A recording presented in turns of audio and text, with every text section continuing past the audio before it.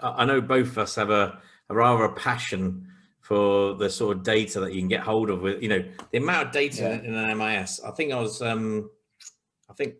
asking James from Arbor as an example, and there's something like 300 or something along that. I wish I had the figures in front of me actually, but there's about 300 different data points, per child in an MIS, and yet only 100 of them are asked for census.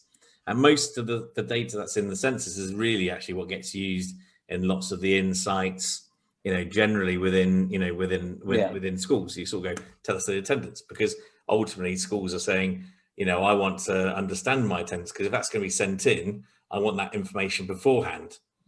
But the underutilized amount of data in there, do you feel that actually, well, number one, do you think that MIS companies are underutilizing it? Do you think there should be more of a collective sense of all the data, so more open APIs, as you sort of said about before? There's other companies out there, that just opening up the data, like HubSpot and so on, just going, actually just take the data, use the data. We will use the data as well. Yeah. Well, because we've had a few conversations about this before, and then when you think about big data and artificial intelligence, one of the things that I think now is, in the MIS, in the restricted world of the MIS, even though we probably don't make the most of all the data that's available in that, but actually, even if we did, is that really big data? Yeah. Or should we talk it? I mean, it's probably a bit old hat now, but big data has sort of this three tenets. One is volume of data. So you have a massive volume, probably more than is in the MIS, because there's loads of information about pupils and students and staff that's not in the MIS.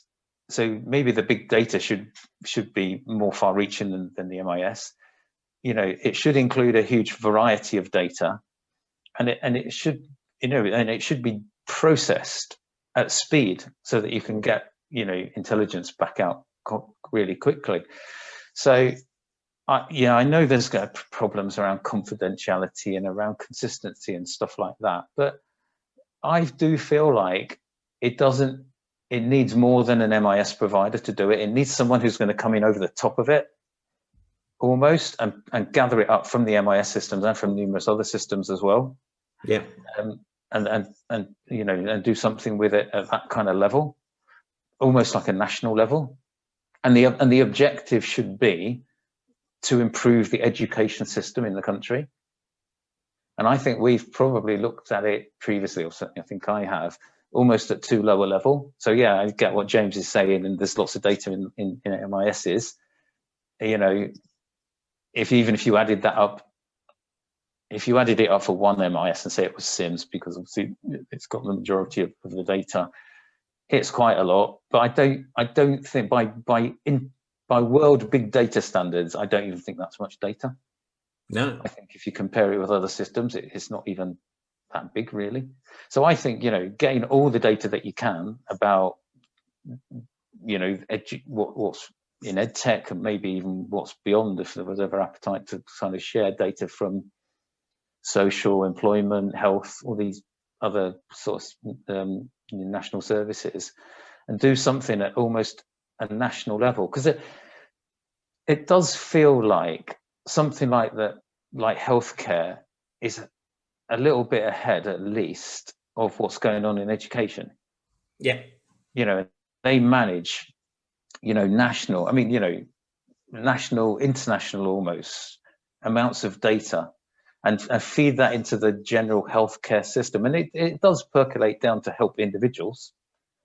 And it's almost like, let's think of it at that level, because what you're doing at that level then is you're doing things like, saying, almost like, people in these circumstances or with these attributes are likely to have these problems, which is what World Health does effectively. And then, leave the practitioners on the ground with the individuals to make those sort of final decisions. But I think there's all sorts of things that that could potentially be done in the education system, and some of those things aren't obvious things that we've talked about in the past around helping kids. It could just mean that make make staff recruitment more efficient. Yeah, is a thing that could be done. You know, looking at different qualities of members of staff, looking at their results, looking at how much it costs, for example, and this has come up before, but, you know, looking at how much it costs to deliver a good educational outcome, taking it beyond education and looking maybe a few years down the line to where people end up, you know, and asking questions about what does it actually take to make a good citizen, never mind, you know, never mind a few qualifications almost. Sorry to be disparaging about qualifications, but, you know, ultimately that's what it should be about. So I feel like people will say there's problems, but the reason I chose healthcare as a kind of an analogy is because, you know, that's highly sensitive data as well. So you kind of think, well, if it can be done there with that sensitive data, surely it can be done with educational data, and surely we can overcome those problems. But I do think it needs someone bigger than, or you know, with a view beyond any one of the individual company, even the big companies that we've talked about, again, the portfolios at the beginning. Somebody needs to come in as a bit of a neutral, if you like, above the whole lot. I mean, yeah. Logically, it would maybe be government, but I don't think they're ever going to do it. So it needs someone to sort of do it on their behalf, and obviously the kind of product and the business model would be the insights that came out of it. Yeah, I just feel like it should be done at a top level. I sort of tend to agree. I think government, unfortunately, because they don't. Obviously, they care about improvement, but ultimately they're interested in regulation. You know, they're interested in, are you meeting these standards, and are you doing what you've been told to do? I don't think they're necessarily. I think they should be a consumer of the data. I think you're right. I think there needs to be maybe a body that basically sits above, which is all about improvement of education. I think that's absolutely a brilliant idea. You know, I think that is really important. You know, that there are definitely some companies out there that have started to sort of work in that way. So like Ask Eddie with School, and sort of getting in heads to basically look at the data and identify some trends. I appreciate it's not going anywhere near the machine. Well, that's where they're going to get to. Obviously, Ask Eddie is a machine learning company. But I think that is interesting. I think, but I agree with you. I think it needs to be wider, you know, and I think, I think there's so much insight, you know, that there's, you know, RM had done something called Compare, which ultimately gets rid of any unconscious bias in assessment, you know, and that's really important, I think, for education, as we're trying to drive up, you know, greater equality and neurodiversity across the country. So I think it's, you know, there's just more to do, and there's too many little pockets that are doing it. Yeah, I mean, when you look at it in healthcare, and you think that there's basically a computer analyzing thousands and thousands of images and looking at trends and patterns within the image, and maybe coming up with, you know, cancer treatments or alerts that you might be at risk and all that kind of thing. And you think, right, okay, so where's the equivalent of that, for example, in education? Is anyone even looking at exam answers, for example? And I don't mean whether they're right or wrong. I mean looking at the text of things like essays and just trying to kind of ascertain, you know, are there common mistakes, misunderstandings that can be fed back into the system to say, you know, this is an adjustment we need to make? Are there certain idiosyncrasies that you could assign to a particular demographic? I just feel, it just can't help feeling, I know it's critical in a way, but you just can't help feeling that somebody somewhere could do more. And, you know, where's the appetite for it? And I do genuinely think it needs to be done at a sort of higher level than the conversations I've heard so far. It's interesting, because most of the, you know, potential social and economic sort of concerns that may be there now, you know, stem from, at some point, from, you know, children who've been at school. You know, it's the same with what you said about, you know, what do we perceive as being that great citizen? You know, what does that look like? And, you know, how can we recognize that? The same with the sort of maybe the more negative side, you know, NEETs. And you sort of go, you know, how can you recognize NEETs, and how do you ensure that doesn't happen? so they don't go to prison or they don't go into unemployment, or they, how do you get to that point of, looking at it from, so you can almost, going back to the original point we were making about outcomes, everyone needs to start from the outcome again and go, okay, this is the outcome. Now let's work out how we can ensure that doesn't happen. What's the data that's going to drive some of our insights around that? Yeah. And then you can't help thinking that it kind of, I know you said this before, it must be possible. There must be the methods, the brains out there. So, you just kind of wonder what's holding it, what's kind of holding it back, because, I think it does happen in other places. But I don't think it's happening in education to anywhere near the degree that it should.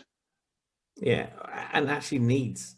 It's really weird because it's such an important, these kids are our future, and yet we're sort of almost being neglectful by not ensuring they have all the right, we give teachers all the right tools to ensure that they have the best opportunity.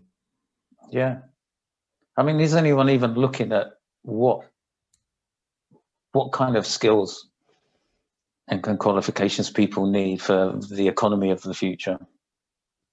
Agree. It's just there's so much that sort of potential. Well, it even direct where educate, just going from your point, just adding to that, you've already said it really, but, then you go, well, in which case the education system now needs to change slightly. How are we going to change that education system? We're going to do X, Y, Z, but at least it's ahead of the game. It always feels like we're behind the game where you go, oh no, this has now happened. Hands up. Who should have seen it? I don't know. Yeah. But we do talk about, I mean, people in general talk about there's no such thing as a job for life. We talk about the gig economy, and certainly, my son that kind of operates in that world, doing everything's online, and it's, doing a job here and a job there, and, he could be teaching English, he could be, doing a few shifts for Uber Eats on his bicycle, sort of logging on, giving his availability. I mean, has anyone thought what is the impact on the education system of a world where that's becoming the norm, for that whole gig economy, from, Uber Eats and Uber drivers and all of that kind of thing, where you might have more, you're making the most of the convenience of being able to make yourself available to do work, when you want. I mean, I think, that's probably here to stay. People renting out rooms in Airbnb, how's their education supported them to do that? I don't know. I kind of, maybe I've missed it all, but I just wonder if anyone's asking those kind of questions. No, I think you're absolutely right. It's a little bit like, if automation happens and automated cars happen and automated lorries happen, you then get to the point where you go, well, there's a bunch of people who ultimately won't be in those jobs. Whereas the lorry driver, all the thousands of lorry drivers won't be driving lorries. Those lorries will be driving themselves. The same with taxis. The same with lots of automated, automobile sort of type of jobs. So those people have to move into something. You can't. Surely the idea is not just to make everyone, not have a, not feel that they've got a role. Yeah. So it is. Yeah, you can't help feeling there's an awful lot around the very general topic of big data and looking at what's going on and trying to shape things up for the outcomes that we need for the future. I agree. Yeah, I think it's very, very important for this government, for this country, and more so for the children, and schools. I think this is we need to sort of start from that perspective. Yeah, it's interesting. The government have announced today, haven't they, in their new kind of sort of manifesto, is it? But their commitments are to offer everyone, at any time in their life, basically 4 years worth of education. So I just wonder if, how is that going to be delivered? Is that presumably some of that's going to be online? Otherwise, it just won't be economical. And that you know, even through the pandemic, and I know when you were talking to Rowena, just it has the good side, if there is one, of the pandemic, is it has kick-started a few of these things. You know, it's really interesting to learn that, you know, it's prompted improvements in kind of online learning, so that if you're off sick, or if you're just off sick generally, or you've got to spell away from school for some reason, or even if you've been excluded, actually your learning doesn't have to stop. Yeah, kind of fascinating idea, you know, from back in the days when I was a teacher, where if you were off as a teacher, you would have to, you know, scroll down some instructions for some other poor soul to deliver in your absence, or, you know, kids who are excluded were just out of the system for days on end. It's just, yeah, that, I mean, that's been a good thing, I think. Yeah, you know, using I technology to bridge those gaps. There's been some amazing things, and I think you know, it's not come out yet, but I was talking to Mark House about, you know, ultimately teachers are innovative people. You know, they're constantly trying to innovate around their lessons to work out how they can drive better, you know, drive the right sort of behaviors and increase performance and all those sort of things around their students. You know, they're constantly trying to innovate. But I think I just think sometimes we don't, you know, it's the technology side of things, isn't it? And you're right. I think, you know, I think the pandemic has supported. I think educators have started to go, actually, you know, technology can help us out here, but actually, the more of that needs to happen. Yeah. No, I agree. And you're right about teachers. I mean, you try and learn lessons from your lessons and improve them next time, and you're always doing it. I mean, maybe people aren't putting technology at the forefront of their minds, which is what these companies that I'm talking about, you know, the coffee company, etc., is what they're doing. It's technology is always at the forefront because of the benefits. Yeah. You know, that it can add. You know, whatever they are, making things, even if it's making things accessible, that on its own is worth doing, isn't it? But I agree. Wow. Yeah. Do you know, I didn't expect it to go in that sort of direction, this conversation, but it has, which is brilliant. This is fantastic, by the way. But it is interesting. It's always interesting.